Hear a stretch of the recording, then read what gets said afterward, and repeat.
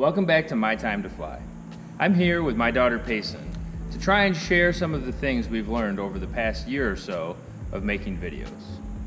I don't claim to be a pro, not even close really, but I've learned a thing or two that have helped me be successful in my video making, specifically related to aviation.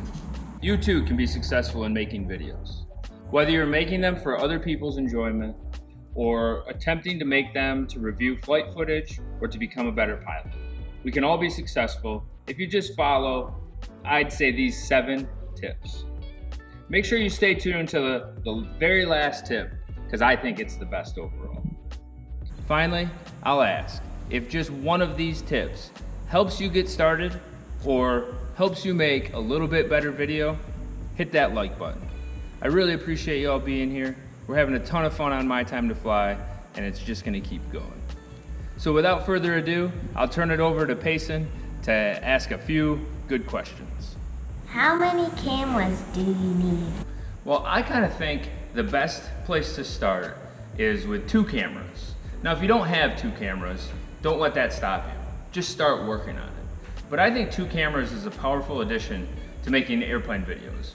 One focused on the people flying the airplane, so myself or my passengers, and another one forward facing.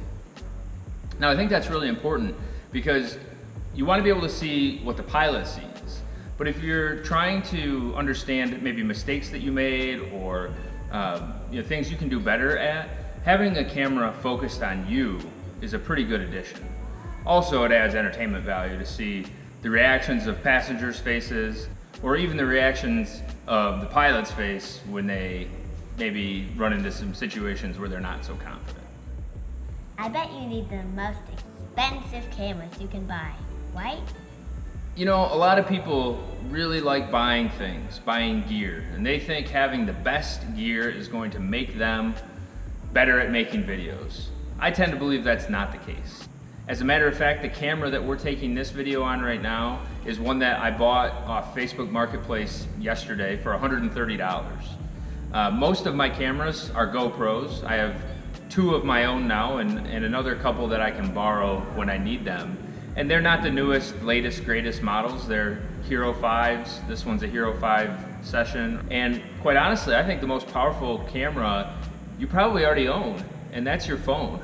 Phones are really capable, and I would really focus on leveraging your phone for taking B-roll that you will put into the video later on. How do you record all the people talking on the radio? So I get this question asked a lot. How do you pick up all of the radio communications? And it's quite simple, actually. You buy a cable. I bought mine from N-Flight, I think is the name of the company. And it's a cable that plugs into the GoPro. Of course, I don't have it with me, but I'll put a picture of it up here and a link in the description below. It's a cable that you plug into the camera and then plug your headset into. And it records everything that you would hear in your headset, which is pretty nice to have. It is the most fluid way I've found of recording the audio, but I'll say this, it's not perfect. Do you have any tricks to make the sound just right? This has been the hardest thing for me to get better at making videos, and that is matching sound to video.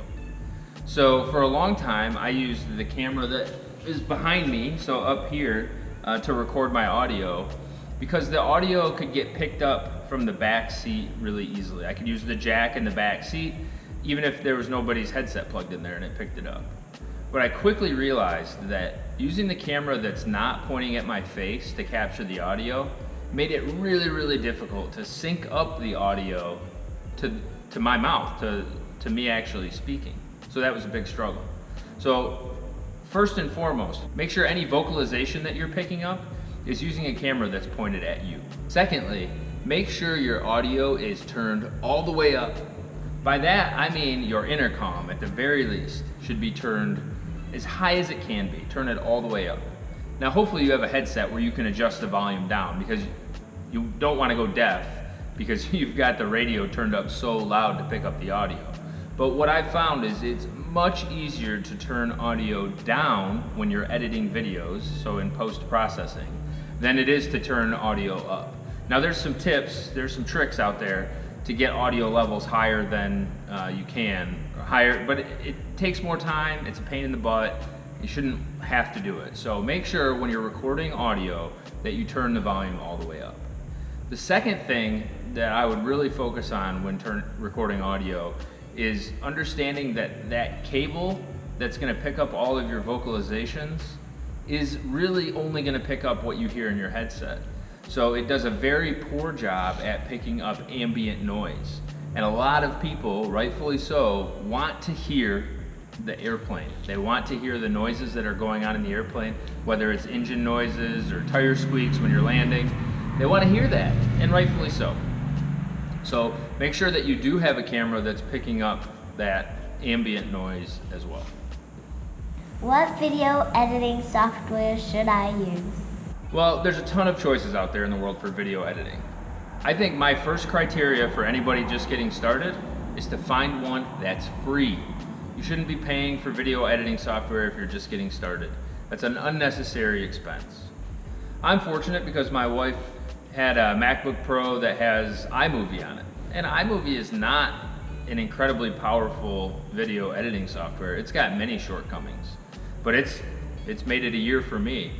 Now there are some other even more powerful softwares out there that are free. At least the basic versions are free. So depending on your computer, depending on the amount of speed you have and storage you have, I would encourage you just to go shop around a little bit, see what's out there, and get what's right for you and what feels right for you. For me, I would highly recommend starting in iMovie. You can even, if you have an iPhone, you can get a version of iMovie for your phone and do your editing there as well. And then once you decide that you've kind of outran the power of iMovie, then you can choose to move up. How much time does it take to edit a video? You know, video editing is an interesting thing. I once heard somebody say it would take an hour per minute of final video that you wanted to have. I don't find that it takes that long, but it certainly can take some time. Of course, the more cameras that you have, the more views that you have, the longer it's going to take. Trying to figure out where to put that B-roll shot in, or when to turn to one camera rather than the next. And if you're running them for a long period of time, you know, a couple hours worth of footage, trying to highlight the best parts of that footage, because you're trying to turn 2 hours into 10 or 20 minutes of something really neat. So I would say for me, it takes an average of 4 to 6 hours to edit a video. Now, the more real world action that you want to show, the more unedited action, the more true to life action that you want to show, the less time it's going to take you to edit. So if you really want to be truthful and real with what you're showing people, or if you're reviewing, you know, your own flying footage to find out how you can get better, editing will be a breeze. It'll take hardly any time at all. When you try and start putting more entertainment value into the production, then of course it's going to take much longer. What's the number one piece of advice you'd give somebody just starting out? So I don't know that I can answer this with just one thing, right? Because there's so many. So I think I have two ideas that I'd just like to talk about. One is piggybacking off of my most recent answer. Be real. Especially if you're making videos for the flying community or for entertainment on YouTube, don't try and hide the real things that happen when you're flying. I'm telling you, anybody can make themselves look like a professional pilot, make themselves look like the best pilot out there. But the reality is we all make mistakes, right? We all have close calls. We all do things that just don't make sense. My opinion is, don't try and edit those out. Don't turn your video into one that is all choppy because you're trying to make every word precise and accurate and the best. Sure, I've got some cuts in my video where I just couldn't get the right words out. You've probably even seen that in this video, but I really try and limit that as much as possible. I think the final piece of advice is that you should just get out there and do it.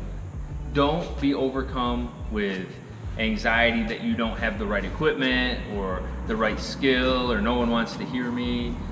Just do it. It's a ton of fun. Start simple, get a $100 camera, mount it in the airplane, and go have some fun. Sharing what we get to do in aviation is such an honor. It's such a pleasure to be able to create something and share it with the public and get great feedback and get things that don't work so well, right? So don't get upset, take some criticism in stride, and if you really want to do this thing, go do it. Make your videos as good as you can today, and tomorrow, when you make the next one, try and make it just a little bit better. With that said, if there's anything that I can take as feedback, lay it on me, right? I want to make these videos for you guys as good as possible. So I encourage all feedback. Drop it in the comments below, what you'd like to see, what you wouldn't like to see.